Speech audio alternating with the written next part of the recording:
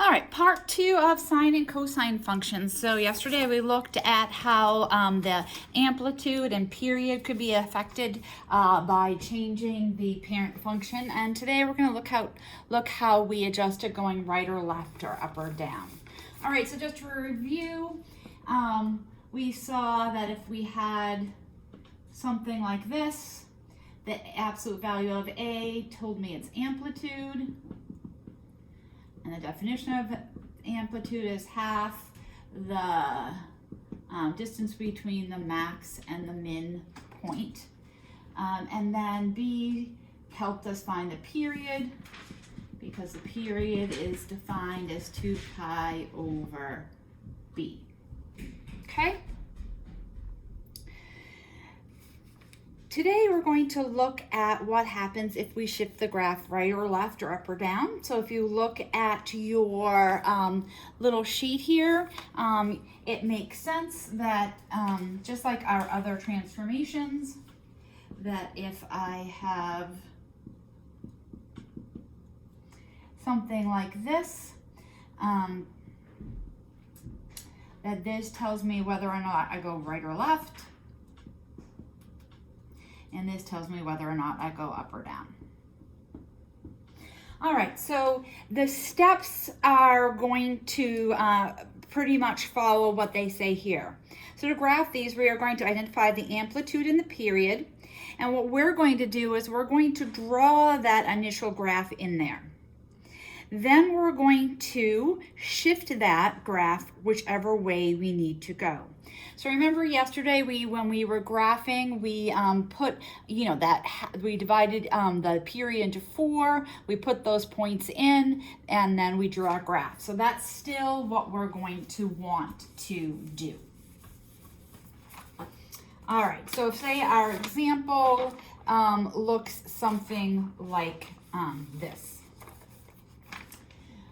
G of x equals the sine of 1/2 x minus pi plus 1. If you have printed out your notes, this is this problem right down here, if you want to do it there.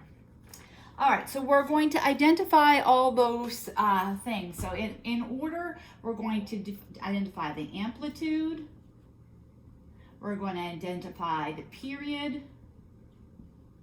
we're going to see if there's a reflection or not, which we haven't talked about yet, but that would be if a minus sign was out in front. And then we will do the vertical shift. And then the shift right and left is often called a phase shift. Okay? So in this case, the A is 1. So we have the amplitude of 1. In this case, the B is this number out in front of here. The B is 1/2. So that tells me that the period is 2 pi over the absolute value of 1/2 or 4 pi. We do not have a reflection because we do not have a negative sign out in front, and we'll do one that does have a reflection so you see, but none. We have a vertical shift of up 1, and we have a phase shift of right pi. Okay? So what we're going to do is step 1 is we're going to graph just the A and the B. All right, so we're just going to graph the A and the B. Then we're going to do the shift. So we're going to need a couple of colors to do this. All right, so we said our period was 4 pi. So, and sometimes when we're shifting things right and left, we need to have extra space to be able to shift things. So maybe I won't make it that big. Maybe I'll make this 4 pi, this 2 pi, then pi, and 3 pi. So I divided 4 pi in half for 2 pi. Then I divided that in half again, and then the other point I'm going to mark is my amplitude, which is 1, which really would only be about right here, right? Because pi is 3.14, so 1 would be even smaller than that, so 1 and -1.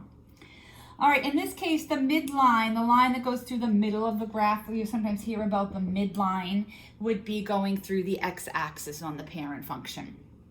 All right, so for our points here, remember sine starts at 0, goes up to 1, goes back here, goes down to -1, and then back to here.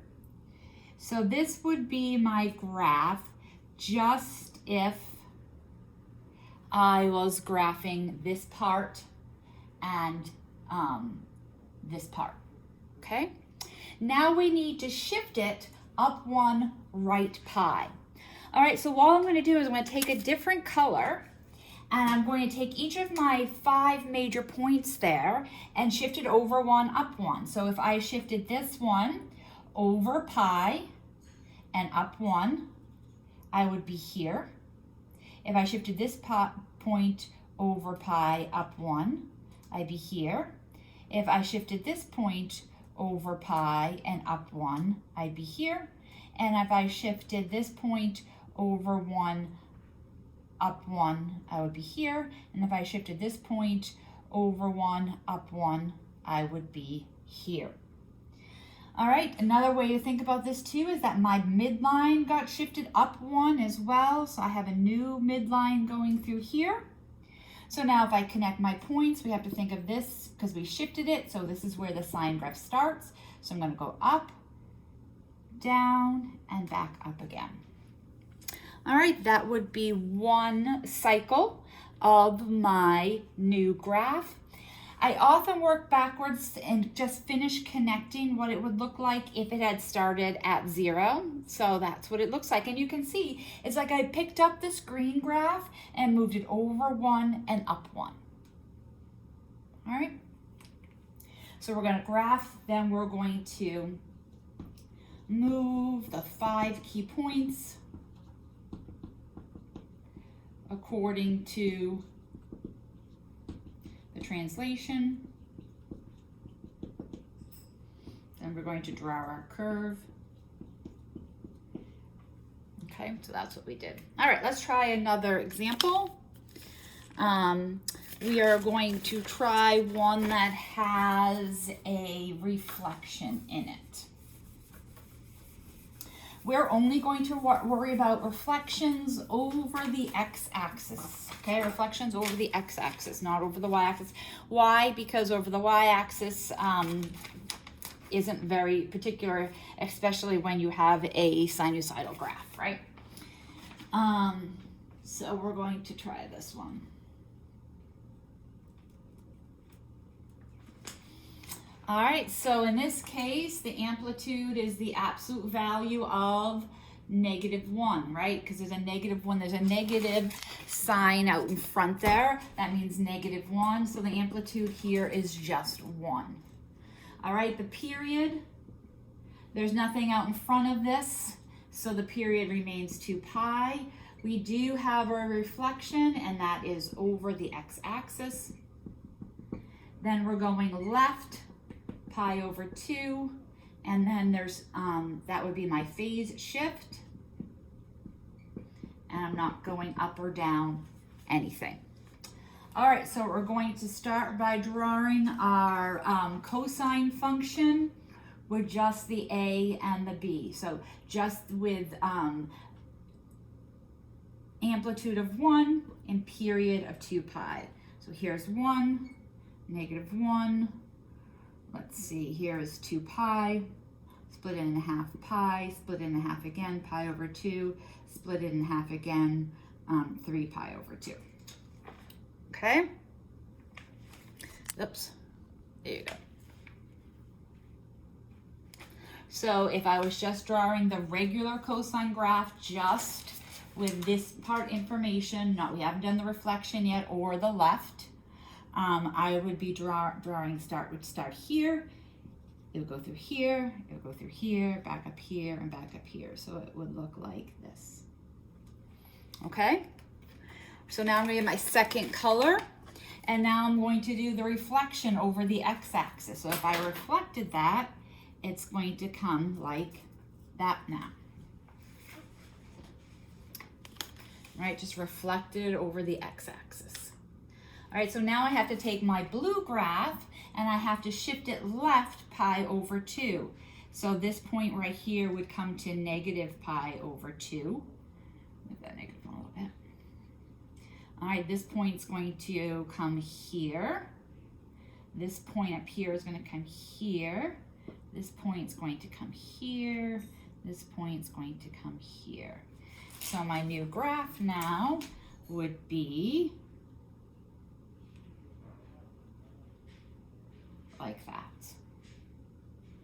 And I could keep it going. It's going to come back up like this if I wanted to. All right, but that would be what my graph would look like. And it would just keep going that way, and it would keep going that way. All right, so my final product would be just this blue graph right here. Oh, I almost erased the blue graph. The blue graph right here. Okay. All right.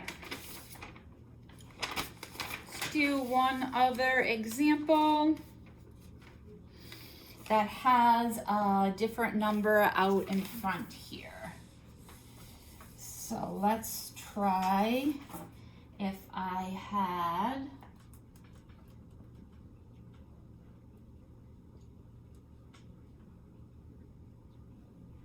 all right, so in this case, absolute value of A is 5. So my amplitude is going to be 5. My period is going to be 2 pi over that to a value of 1/2 or 4 pi. No reflection, no vertical translation, and I'm going to have a phase shift of 3 pi. So a big phase shift here, okay? All right, so here we go.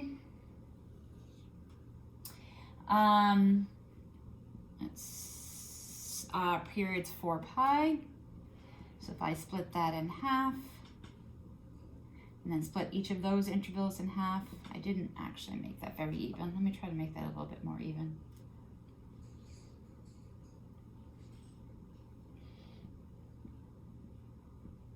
There, I think that's a little bit more even. Okay? It's a 4 pi.